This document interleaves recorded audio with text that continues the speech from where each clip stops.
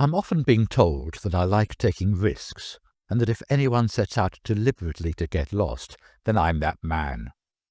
Well, in my defence, I love exploring new places, and what better way to do that than to get lost in the first place, when you can all but guarantee to come across new experiences.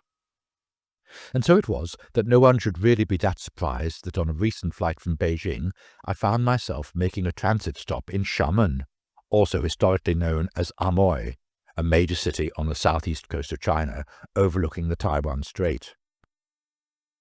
The city was a treaty port in the 19th century, and one of the 4 original special economic zones opened to foreign investment and trade when China began economic reforms in the early 1980s.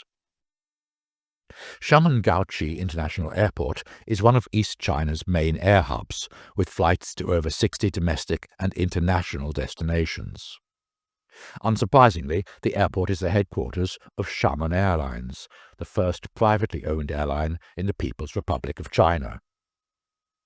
Established on June 25, 1984, it's 51% owned by China Southern and is the only major Chinese carrier which operates an all-Boeing fleet. Xiamen Air has been consistently given the title of Best Airline in mainland China in various surveys. There's no denying that with its long consecutive profit record and high profit rate, the airline is one of the most profitable airlines in the world. No doubt one of the reasons Xiamen Air is so popular is that their fares are way lower than anyone else's, to the point where flying between, say, Beijing and Manila can cost half the fare quoted by the other main carriers, albeit that those transit times can be very frustrating, of which more later. Xiamen was a foreign enclave in the 19th century, after the British forced the Chinese to open it as a treaty port in 1843.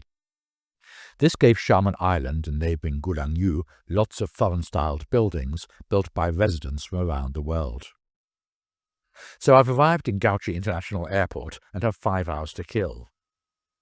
I wander outside into the street, and pretty soon my eye falls on a large direction sign indicating it is only 3.5 kilometres to a coffee museum called Angélique. 3.5 kilometres is the equivalent of a 35-minute walk for me, and anyone who knows me well will know that I'm a fan of offbeat museums. So what better way of killing time until my next flight?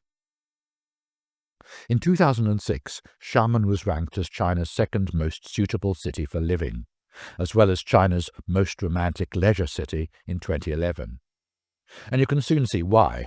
The climate is probably best described as subtropical, and the place is full of lush palm trees and other subtropical delights.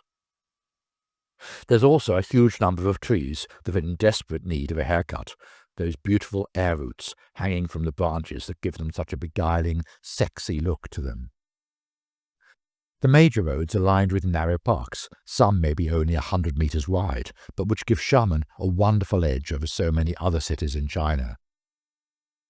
The city planners have done an amazing job of making the place so attractive, as pavements meander through the parklets bordering the not-so-busy roads. 34 minutes after leaving the airport, I arrive at Angélique. The 3.5-kilometre sign was pretty accurate in that respect. Unfortunately, what it wasn't so accurate in was the fact that this old colonial-style building is no longer a museum. It's just part of the Angélique Empire, transformed into office accommodation or storage or whatever. I search on my trusty iPhone, something I probably should have done earlier, to find that the museum has moved another 11 kilometres from where I am now standing. It's even close to the Gulangyu Antique Piano Museum, a private collection of hundreds of pianos from around the world, including failed designs such as a corner piano. I do the maths and realise that I will be hard-pressed to get there, do the museums, and get back for my flight in time. So with tears in my eyes, I wander off into the sunset in search of other stimuli. Beside me is yet another park-light setting. This one has something a little extra, by way of an old discarded lavatory pan. I'm not sure it adds a huge amount of glamour to the park, though. Another street, and another lavatory pan. What is it about Xiamen that they are so profligate with their old loos? Soon I'm heading my way back in the direction of the airport, whence I come upon a long street market with advertised prices that would surely create a stampede by cost-conscious bargain hunters back in Beijing. You can even buy cute white bunny rabbits, ducks and geese that I fear are hardly likely to become household pets. I'm soon back at the airport with a taste to explore more of beautiful Xiamen. My return flight the next week is transiting through in the middle of the night. A 7-hour stopover. But fear not, your favourite podcaster has foreseen all eventualities and has even read the small print in the Xiamen Air brochure. Well, maybe not all eventualities. Owing to a late arriving incoming flight, Xiamen Air is 2.5 hours late in leaving Manila, and by the time we get into Xiamen, not only is my stopover a mere 5 hours and 55 minutes long, but to add insult to injury, the B11 counter in domestic departures is long closed.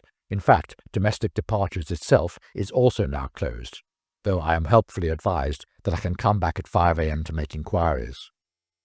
As the check-in desk for my next flight also opens at 5 a.m., I am left contemplating the prospect of sleeping on a bench in the McDonald's end of the domestic terminal. At least the next aircraft has something approximating to an onboard entertainment system, though breakfast, I think that's what they call it, is a roll, and another roll served in a cardboard box. And in the baggage hall of Beijing Airport, they can't even get the flight number correct on the display boards, leading to widespread confusion, not to mention keeping everyone waiting for over an hour before the first bags come off the belt. So will I fly Xiamen Air again? Probably, though not for the delightful onboard service, I have to admit. Instead, I will be doing so purely to get another stopover or two in that wonderful South China city.